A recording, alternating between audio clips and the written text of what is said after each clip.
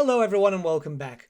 BHASHIVA, the first character pack DLC for Total War Warhammer, is about to release on May 21st. For the first time in a while, I can put a review out actually with a decent distance between it. Keep in mind, reviews normally get released either a day before or 2 days before, but Creative Assembly have decided for reviews to release on the 18th. As per usual, at the time of starting my playtime with BHASHIVA, or the DLC in general, I had 4,627.2 hours on Warhammer 3, and now, at the time of recording this review, I have 4,671.7 hours. I have played a fair amount with BHASHIVA, mostly the fact that it's been a while since we've had really anything new.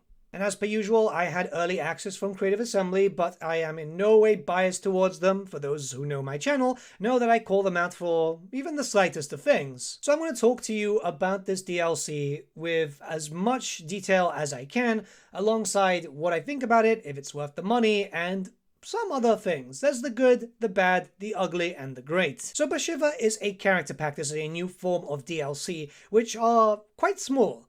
1 Legendary Lord, 1 generic lord, 1 generic hero, and 3 new units. This legendary lord has their own campaign with their own style and structure, and these units are available to Grand CATHAY as a whole, meaning that if you've got Zhao Ming, Miao Yin, or Yonbo, you can use these brand new troops. The troops themselves are the Tigermen, including the lords and hero versions, barring the legendary hero. This is something that a lot of people have been curious about because Tigermen have existed in the lore since pretty much the 90s, but have never really been represented by either a miniature or other than some passing glances in various lore books. But we've never really had too much representation, and this is why these types of units are very exciting. It's the same kind of feeling when Kislev was redone or Grand CATHAY was finally given its full scope for Warhammer 3's launch. Obviously it's much smaller, but it's important to realize that the Tigermen are not Cathayan. They're in fact refugees from the land of Ind, so we finally got our representation of Ind in a very minuscule point. Who knows what happens in the future, be it through Total War or through the Old World. The Lords and Heroes are fine, bringing quite new playstyles to Grand CATHAY as a whole. The units, I expected something a little bit different. When they said 3 unique units, I was expecting 3 unique units and maybe a variant or 2. While the Tigers do have their own battlefield role, it does feel like the Tigers aren't performing as well as they could be in that case. I was expecting a bow unit, you know, or a bit more ammo on the shuriken throwers, or at the very least giving them access to all of them having Vanguard. I think something like that would be useful, considering that the army is supposed to be known for ambushing. Now, battlefield-wise, they do perform quite well. The extra speed that they get from the charges and everything else works as intended. It just doesn't feel like there's a lot of Tigers. With BHASHIVA, you're incentivized to play with a lot of Tigers, but you don't really have that much, and we'll talk about her campaign in just a second. The heroes are fine. At the end of the day, spellcasters that can do decent melee and bringing in laws of magic that CATHAY desperately needed, perfect. The Lord, I mean, it depends. If you're going to go for a lot of Tigers, sure, that works. But in most cases, I do prefer the Celestial General. That's not saying that the Sawai is bad in any way, shape, or form, it's just I do have my preferences. The Legendary Lord and unique campaign is BHASHIVA, the White Tigress, a character and title that's supposed to be very important to the lore and has apparently always existed, but just slightly to the left. That's perfectly fine, especially when it comes to Warhammer Fantasy, as thanks to the Old World, we're getting a lot of new context, and also thanks to Creative Assembly. Now, she's a character that focuses around basically hunting down other factions, taking orders from Zhao Ming, and just, yeah, you're having a stylized campaign which is very similar to that of Gorg Maneater. That's the best way to go about it. Most of the mechanics introduced into BHASHIVA's campaign aren't really unique. In fact, we've seen them before. Like I said, the orders from Zhao Ming, Gorg. Unit limits from the Chaos Dwarves, upgrades from, well, basically the Orc Greenskin scrap mechanic. A lot of this is reused and reskinned to form its own stylized campaign, and I think that's fine when it comes to certain things.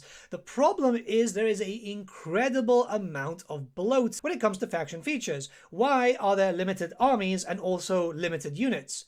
I get not being able to recruit all the Cathayans because you're supposed to focus around Tigers and then build up your army limits with some iron favor and get some free units, all the rest. but it seems like the plan for this character was started off multiple times and then all brought together. The general experience is quite good, but I do not agree with limited armies when you have limited units coming in.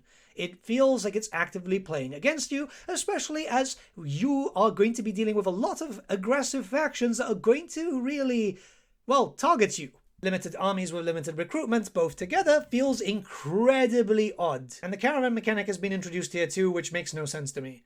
The fact of the matter is, it's like, oh yeah, caravans with tiger warriors.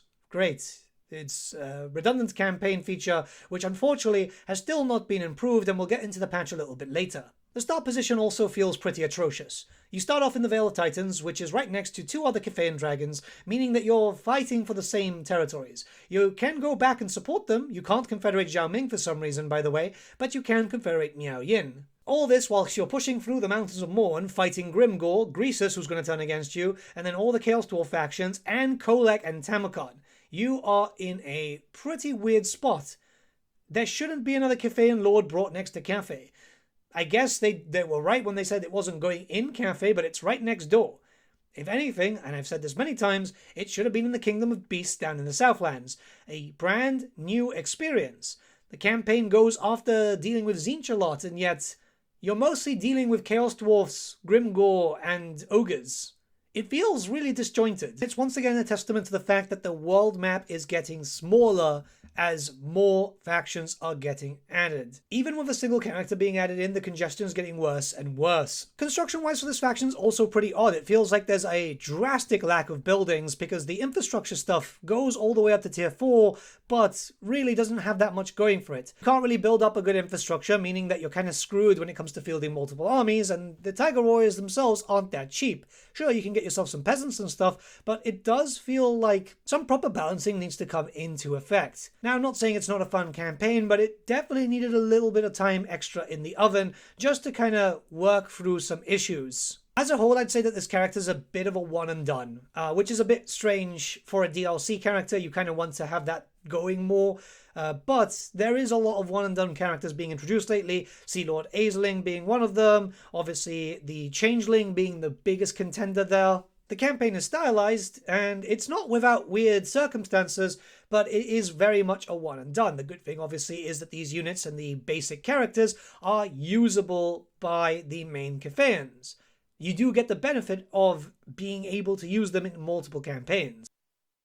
Now, we do need to talk about the patch because the patch is attached to the same dev cycle, so therefore has to be factored in with the price of the DLC. Most people don't, but since they are released at the exact same time, and they are pretty on theme, the problem here is that the patch is, well, lackluster.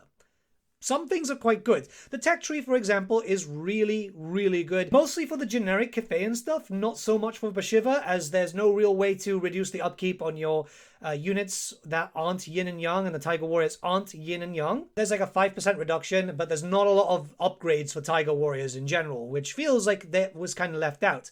The skill updates also very, very good. You know, the heroes finally have a bit of a push to be a lot more useful. Gatemasters being really the shining star here, having a lot more multiple uses in the game. Astromancers and also the Alchemists getting a much needed facelift. The problem is that the patch should have been larger, and this is something that I don't blame the DLC for, but rather Creative Assembly's jump to lesser patches in general. This should have fixed up a lot of issues with CATHAY.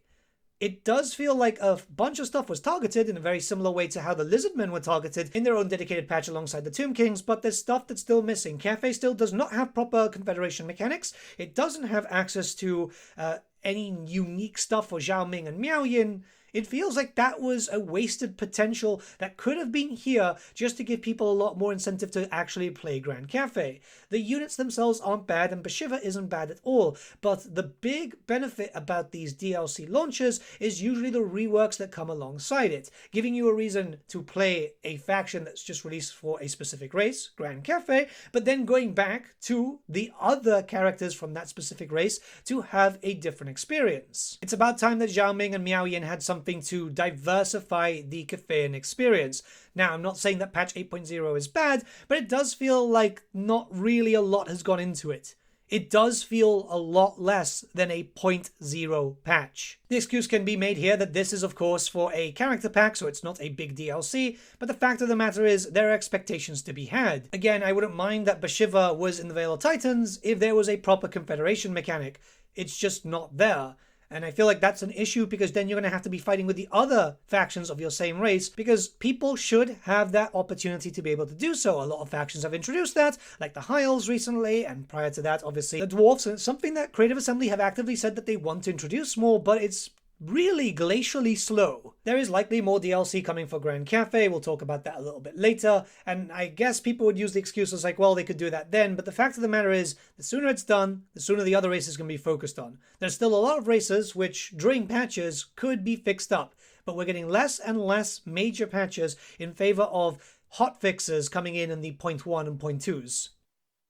Talyan the Merciless, the FLC legendary hero, also has to be factored into this review because she's releasing at the same time. She's releasing on the same day for Skulls, meaning that we don't know if she's actually attached to the DLC or if she's attached to Skulls. This is a character that we know existed before, but we'll talk about the leak a little bit later. The most important thing is she's a melee-focused character, good anti-large, but also good at killing normal characters and boosting up your Jade Warriors. So you can basically make your Jade Warrior stack pretty much as good as a Celestial Dragon stack, which is pretty good when it works properly, because I played yesterday with a live stream. I did the 2 quests and she didn't show up, so I'm not sure what happened there, but I have been able to recruit her in different campaigns and she was working as fine as can be. Ultimately, she's a Lubu type character, I guess, which interestingly enough I kind of hypothesized about long before the release of Grand CATHAY, so I guess it kind of works. It's good to see a mortal there too, because, well, I don't mind Setang the Watcher, but having some variety there is very useful. I'm actually quite surprised they didn't go for like a peasant healer type, you know, going with the whole, oh, you know, this guy could be a wizard and he could be the Way of Peace. Yellow Turban style could work, especially since we've got that type of army in Warhammer the Old World, but hey, she's great and she works as intended. Legendary heroes are quite important to kind of switch up your playstyle with different armies, and the more that we see them for every faction, not just the Chaos Warriors, the better. For those not aware, Chaos Warriors have way too many legendary heroes, but I do want to see more Cathayan ones in the future if we do get more packs, the same thing as I want to see more legendary heroes overall. Sometimes we don't need a legendary lord, and maybe, yeah, character packs can actually introduce some other things. Right, we do have to talk about the elephant in the room. I know Creative Assembly probably don't like the idea of it, but yes, you know, this character and, well, pretty much all of this in this DLC did leak 2 years ago. And it's something that I don't want to talk about the leak specifically, but it's the fact of the matter is, why did this take so long? It's obviously something that needs to be done well in advance, and the artwork is obviously done way in advance. In fact, you know, we got the Chimera, 4 years after the launch of Warhammer 3? Well, 3 years, but that's because Tides of Torment getting delayed constantly. There's been a bit of a production issue when it comes to Creative Assembly. What it does make me think is like, well, you know, there is other stuff that was originally in this pack, which means that we might get another CATHAY DLC sooner. I still think that everything should have released at one go. I think Creative Assembly kind of misread all the backlash that happened during that leak. It wasn't the content that people were angry about, it was the fact that we had just been through a massive drama with CATHAY and DLC, Shadows of Change, and people were just kind of sick of hearing about Grand CATHAY, because the Grand CATHAY stuff was objectively better than the Kislev and the Tzeentch stuff. That's the problem. People were just kind of tired.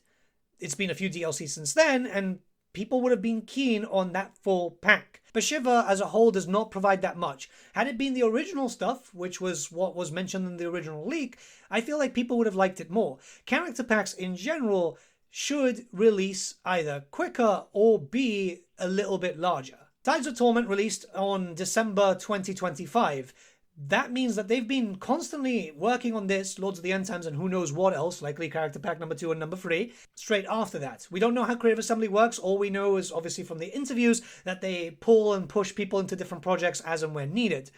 It shouldn't have taken essentially 5 months to get this small character pack out. I know some people are going to compare it to the mod, right?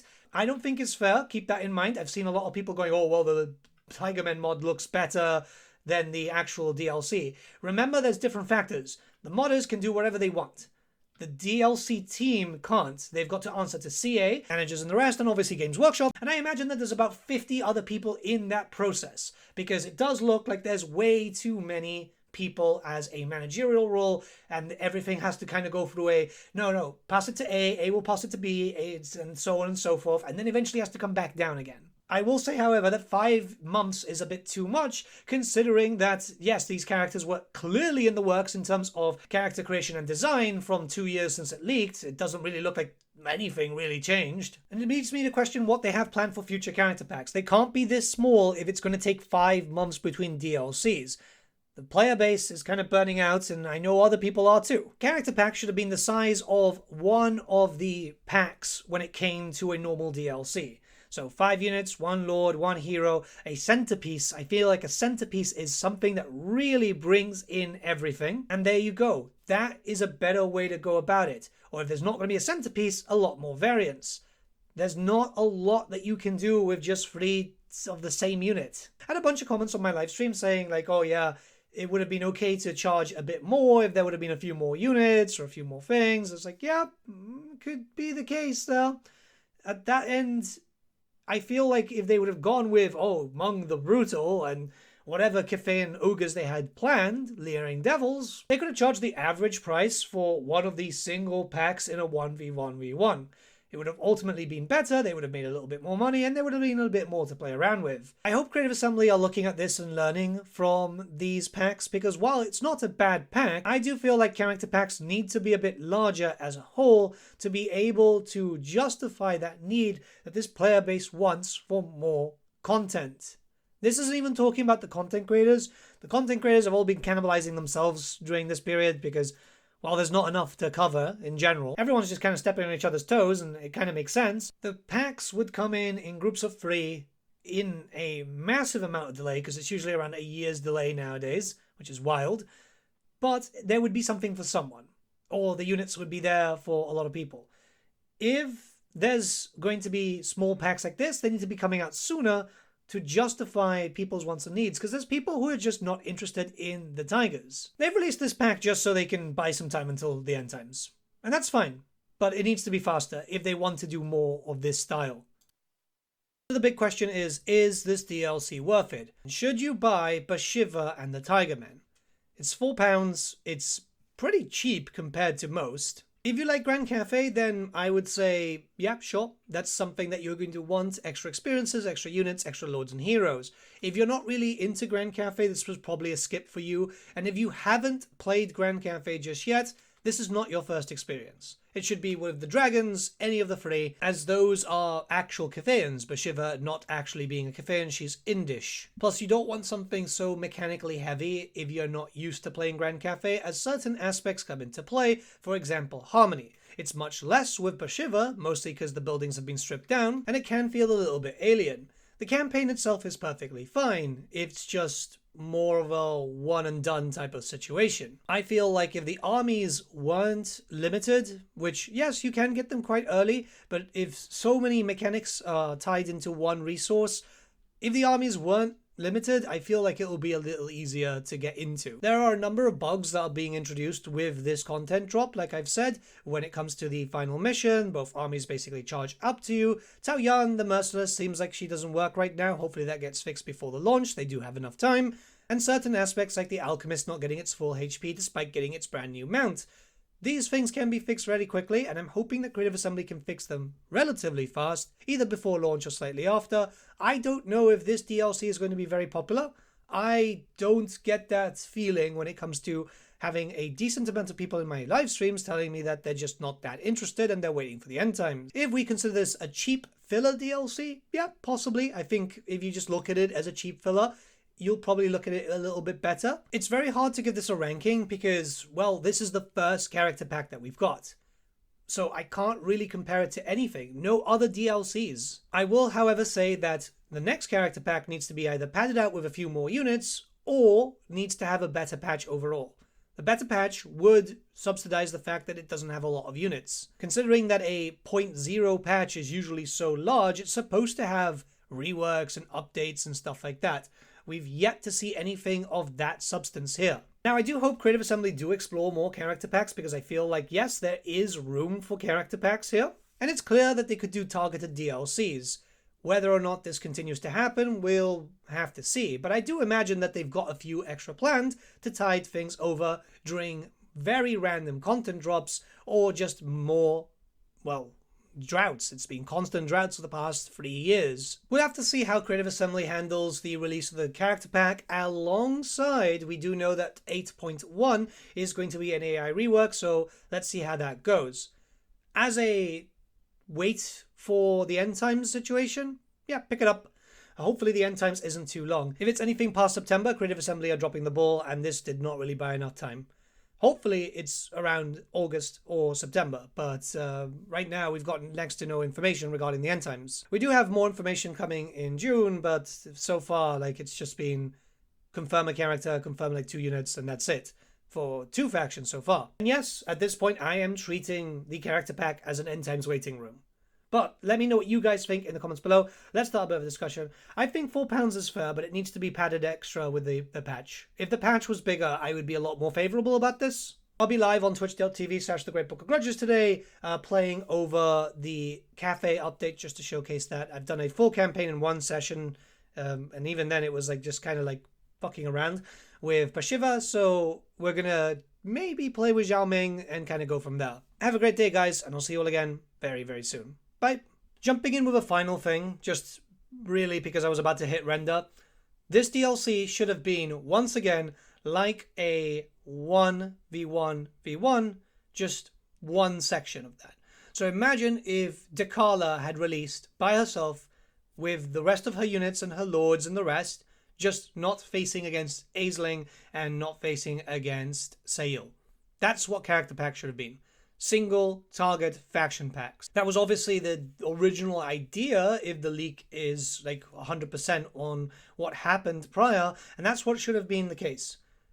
I get that they didn't want to do 2 CATHAY lords because it just seems a bit weird, but maybe at that point it should have. They could have justified a secondary lord because obviously skulls, so that's a free one-off. Just be like, oh yeah, you know, it's 10 years of skulls, it's very important. But having the rest of the units in would have helped dramatically. Just a final word there. But yeah, see you guys, have a good one.